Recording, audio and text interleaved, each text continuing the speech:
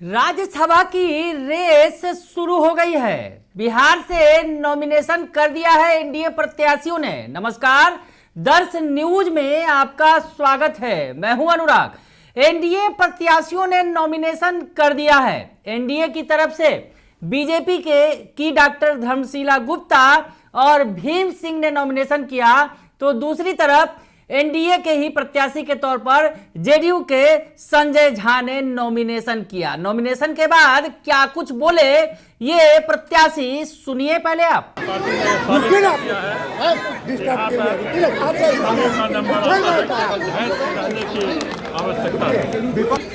BJP तो काम करके दिखा दिया है, सिर्फ यही नहीं पूरे देश में जो योजनाएं लागू हो रही हैं।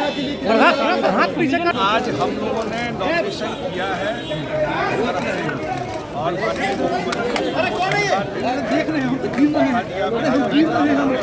भाई भाई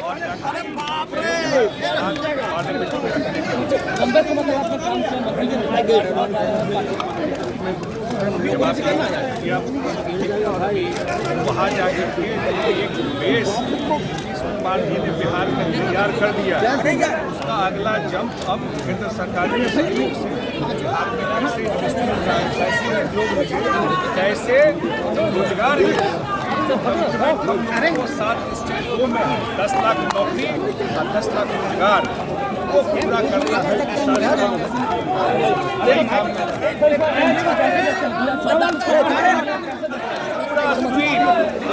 और छापा हटाओ। कोई भी सीट ऐसा नहीं है जहाँ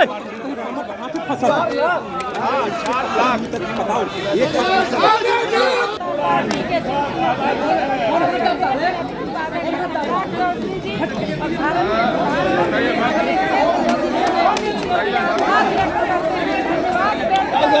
भैया चाहत रहे सब, अब गलती उसमें किया और तू चाहत रहे लेडीज ना यार, कम से कम लेडीज। तो सुन लिया आपने, उन्होंने नॉमिनेशन किया है और उनकी जीत पक्की है, ये जीत का दावा कर रहे हैं।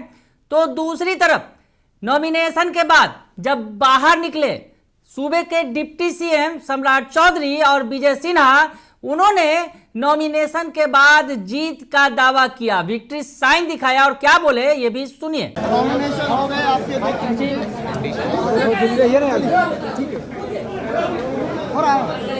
एनडीए के सारे प्रत्याशी की जीत होगी और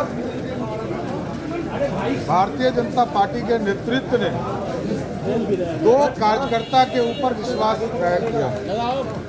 डॉक्टर भीम सिंह जी जो अति पिछड़ा समाज से आते हैं और डॉक्टर धर्मशीला गुप्ता जो अति पिछड़ा समाज से आती हैं। एक महिला को मौका दिया राज्यसभा में। लोगों को कर लीजिए ना। पार्टी के नेतृत्व को मैं विशेष तौर पर धन्यवाद देता हूं। आदरणीय प्रधानमंत्री जी नरेंद्र मोदी जी, गृह मंत्री जी और राष्ट्रीय अध्यक्ष जेपी नड्डा जी। कांग्रेस अध्यक्ष सोनिया गांधी को इस बार राज्यसभा जाना पड़ रहा है, राजस्थान से ही पड़ेगा। अभी तो सोनिया गांधी जी गई है, कुछ दिन के बाद राहुल गांधी को भी जाना पड़ेगा। 3 लोगों का नामांकन और निर्विरोध होने की उम्मीद है। आज बसंत पंचमी का पवित्र दिन, माँ भवानी शारदा का पूजा हम लोग किए विधानसभा के पुस्तकालय में, और पूरी तरह से माँ भवानी शारदा का सकारात्मक ऊर्जा पूरे बिहार के अंदर प्रवाहित हो रहा है और पूरी तरह से छत्र नीचे करो। बिहार के अंदर आलोक भी अभी नीचे कीजिए, आलोक हाथ के नीचे मेरा भी कर रहा है, आलोक भी नीचे कीजिए। तो सुन लिया आपने कि क्या कुछ कह रहे हैं। अब आपको दिखाते हैं जीतन राम मांझी का बयान और सुशील मोदी का बयान। सुशील मोदी जो पिछले टर्म में राज्यसभा सांसद थे, इस बार उनका टिकट कट गया, और जीतन राम मांझी जो रेस में थे, जीतन राम मांझी जो चाहते थे राज्यसभा का टिकट, उन्हें नहीं मिला। तो ऐसे में ये दोनों क्या कुछ कह रहे हैं, क्योंकि नॉमिनेशन में ये भी पहुंचे थे, ये सुनिए आप।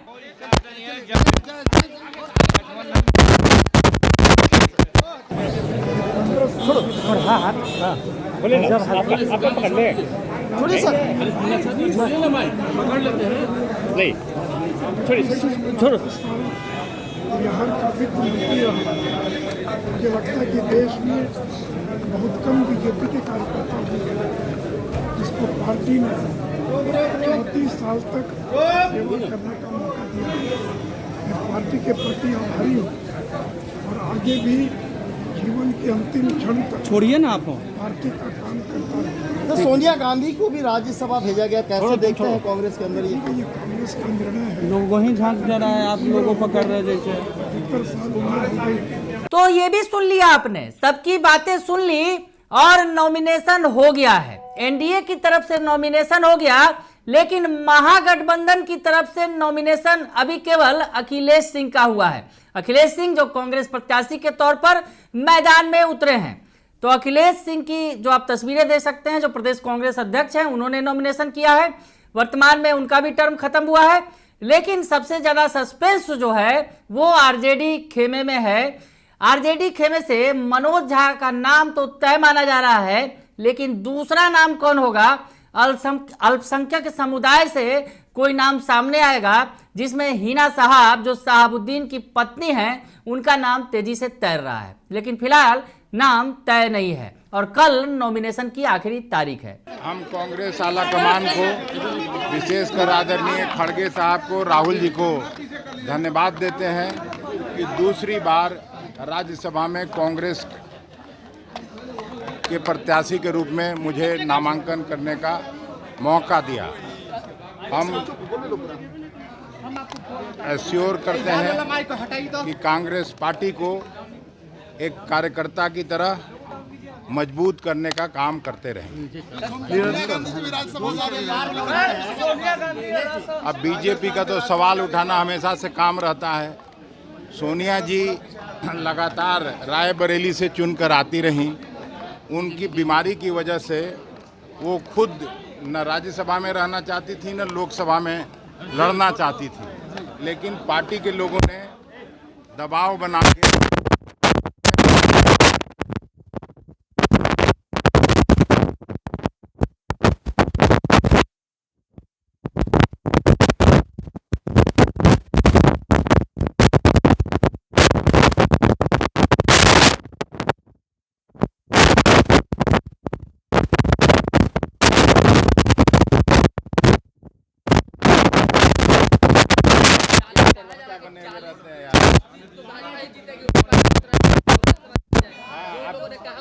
नहीं 41 400 लोकसभा में 200 बिहार में। बने रहिए दर्श न्यूज के साथ, तमाम खबरों से आपको अपडेट रखेंगे। फिलहाल के लिए इतना ही, धन्यवाद।